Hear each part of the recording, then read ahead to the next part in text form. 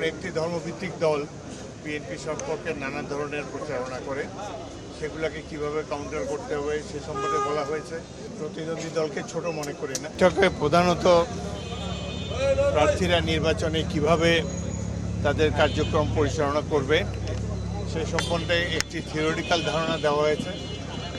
যেমন আমাদের 31 দফা কর্মসূচিতে কি কি রয়েছে, এবং বিশেষ করে প্রচারণার জন্য আমরা ভিজুয়াল এবং মিডিয়াকে ব্যবহার করতে চাই। বিএনপির একটি মিডিয়া সেল আছে, তারা কিছু কিছু ছোট ছোট ফিল্মের মতো 5 মিনিট 4 মিনিটের ছোট ছোট ফিল্ম রেখেছে। এতে করে আমরা আমাদের বিরুদ্ধে যেসব অপপ্রচার করা হয় সেগুলোর জবাব যাতে দিতে পারে প্রার্থীরা, সেই জন্য। যেমন একটি ধর্মভিত্তিক দল বিএনপি সম্পর্কে নানা ধরনের প্রচারণা করে, সেগুলোকে কিভাবে কাউন্টার করতে হবে সে সম্পর্কে বলা হয়েছে। বিএনপির সম্বন্ধে অনেক ভুল প্রচারণা করা হয়, বলা হয় যে এটি একটি চাঁদাবাজদের দল। এখানে আমাদের দলের পক্ষ থেকে একটা রিসার্চ টিম বিভিন্ন অঞ্চলে গিয়ে প্র্যাকটিক্যাল খবর নিয়ে জনসম্পৃক্ততার মাধ্যমে দেখা গিয়েছে যে এর অনেকটাই ভুয়া।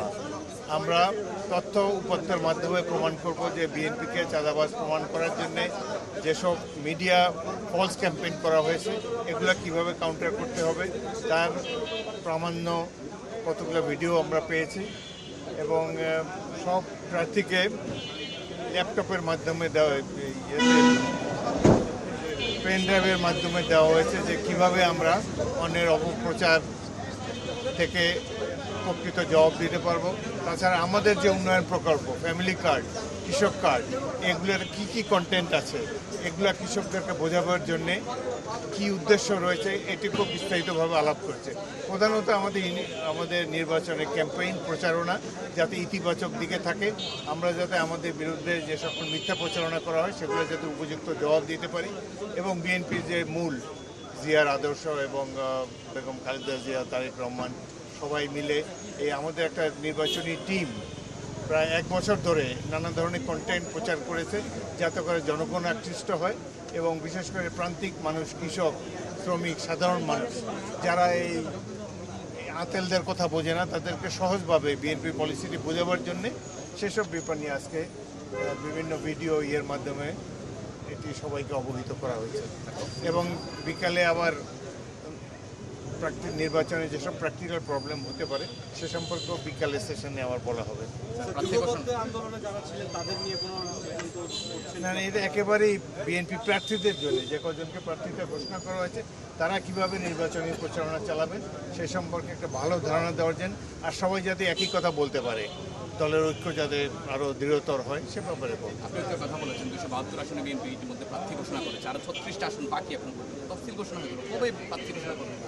আমার মনে হয় আগামীকাল বা পরশুর মধ্যে শ্রমিকদেরকে, যুবপথ আন্দোলনের শরিকদের জন্য কটি সিট আমরা ছাড়তে পারবো সেটি আগামীকালকের মধ্যে ফয়সলা হয়ে যাবে। তাদের সাথে বর্তমানে মিটিং চলছে। খুবই কম, খুবই কম। প্রতিদ্বন্দ্বী দলকে ছোট মনে করি না, এটা যাতে কমপ্লেসেন্ট না হয় প্রার্থীরা, সেই জন্যই এই ধরনের কথা বলা হচ্ছে। আমরা সকল প্রার্থীকে, আমাদের প্রতিদ্বন্দ্বী সকল প্রার্থীকে গুরুত্ব দিতে চাই, এবং আমরা অনেক কনফিডেন্ট। আমাদের যে ঐতিহ্য রয়েছে, চারবার আমরা জনগণের ভোটে রাষ্ট্র ক্ষমতায় গিয়েছি। যেমন আজকে একটা স্লাইডে একটা প্রশ্ন থাকবে, জনগণকে জিজ্ঞাসা করবে বিএনপির পক্ষ থেকে যে আপনার যদি কোনো আত্মীয়, নিকট আত্মীয়র কঠিন একটা অপারেশন হয়, আপনারা কি কোনো অভিজ্ঞ সার্জনের কাছে যাবেন না একজন নতুন হাতুড়ি ডাক্তারের কাছে যাবেন? তো ন্যাচারালি সবাই চায় যে একজন অভিজ্ঞ সার্জনের মাধ্যমে অপারেশনটা হোক। তো বিএনপি 4বার যেহেতু জনগণের ভোটে রাষ্ট্র পরিচালনার দায়িত্ব পেয়েছে, আমরা কোয়াইট কনফিডেন্ট যে জনগণ আমাদেরকে বেছে নেবে। থ্যাংক ইউ, ধন্যবাদ।